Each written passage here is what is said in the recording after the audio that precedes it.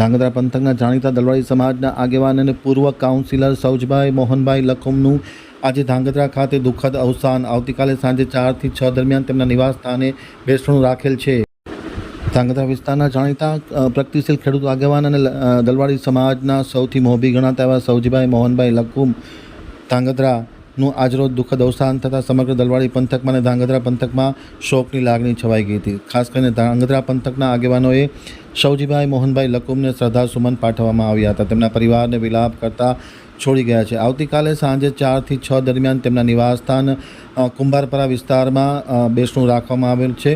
અત્રે ઉલ્લેખનીય છે કે સૌજીભાઈ મોહનભાઈ લખુમ અગાઉ ધાંગધ્રા નગરપાલિકાના કાઉન્સિલર તરીકે પણ રહ્યા છે અને ખાસ કરીને લોક પ્રશ્નો માટે તેમનો ખૂબ જ મિજાજ અનેરો હતો.